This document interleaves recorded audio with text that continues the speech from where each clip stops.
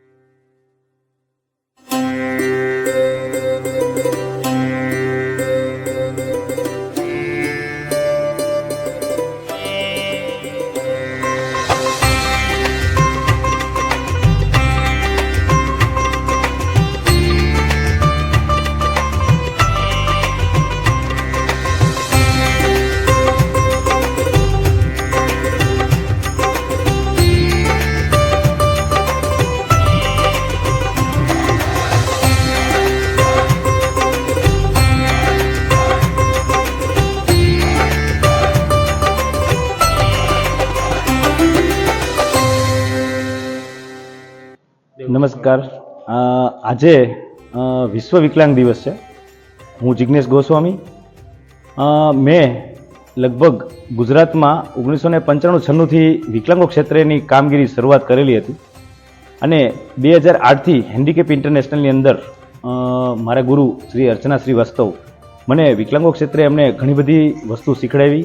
અમારા જે 3 કાયદાઓ છે, નેશનલ ટ્રસ્ટ એક્ટ, 95 એક્ટ અને મેન્ટલી એક્ટ, આ 3 કાયદાઓ વિશે અમને જાણતા કર્યા અને આ તાલીમ હું અલગ અલગ જગ્યાએ મેં લીધી છે અને મેં ત્યારે 26 જિલ્લા ગુજરાતની અંદર હતા અને 26 જિલ્લાની અંદર જઈ એના તાલુકામાં જઈ અને વિકલાંગો માટે મેં બહુ ખૂબ અવેરનેસ પ્રોગ્રામો કર્યા છે।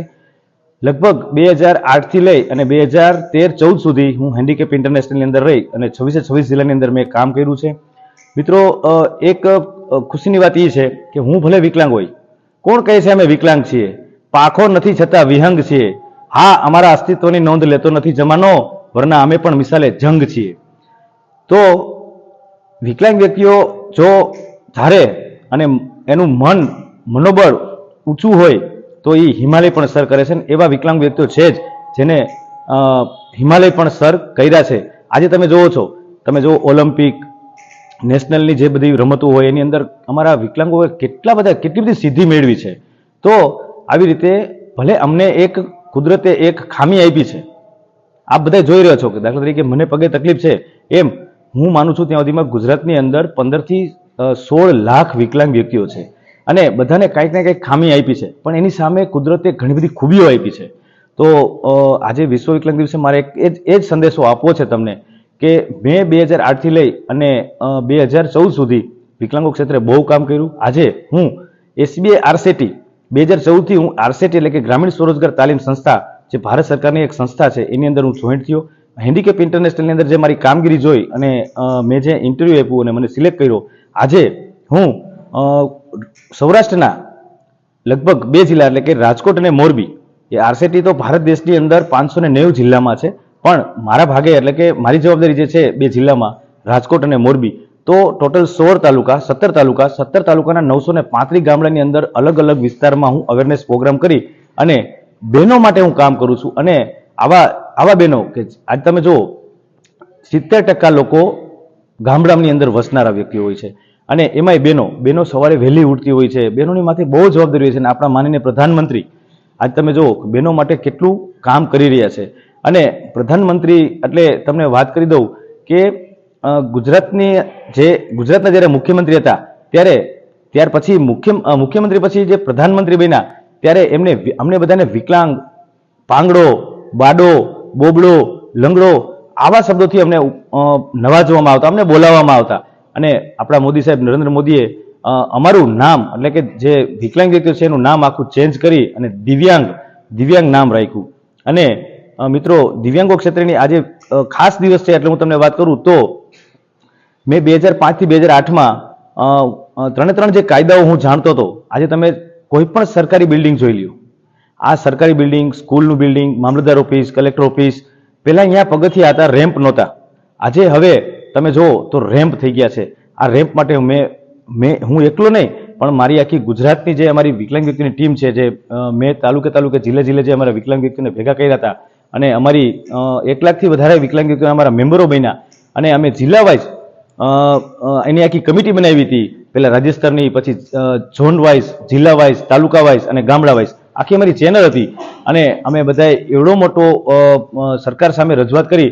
આજે કોઈ પણ બિલ્ડિંગ છે એ અવરોધ મુક્ત થયું છે, એટલે વિકલાંગ વ્યક્તિઓ એની રીતે બિલ્ડિંગની અંદર વ્હીલચેરના સહારેથી જે ચડી શકે છે. આજે મને કાંઈ એવી તકલીફ નથી, હું તો દોડી શકું છું, હાલી શકું છું, પણ અમુક વિકલાંગોને 2 પગ એટલે કે 80% વિકલાંગતા હોય તો એ વ્હીલચેર કે એની ટ્રાયસિકલ લઈને પોતે બિલ્ડિંગમાં કે કલેક્ટર ઓફિસમાં કે DDO ઓફિસમાં કે મામલતદાર ઓફિસમાં જઈ શકો છો. આજના આ ખાસ દિવસે મારે ગુજરાતના અને ભારતના તમામ દિવ્યાંગજનોને એક મેસેજ આપવો છે કે મેં ઘણું બધું કર્યું છે અને હું હજી કરવાનો છું, હજી હું બેસી નથી રહેવાનો.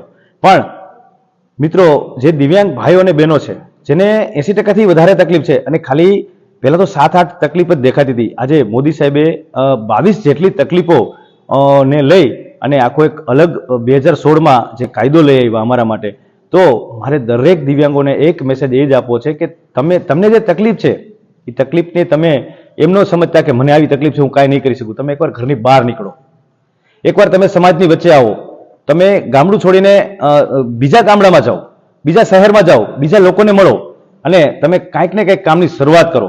એકવાર તમે શરૂઆત કરશો તો તમે 100% સિદ્ધિ પ્રાપ્ત કરશો ને કરશો જ. હું તમને કહું, આજે તમે જુઓ આપણા કેટલા દિવ્યાંગો એવા છે કે જે રમતવીર આજે ગોલ્ડ મેડલ લે એવા છે, સ્વિમરો એવા છે, ક્રિકેટ ટીમ આપણી છે, હોકી ટીમ આપણી છે, કબડ્ડીની ટીમ આપણી છે.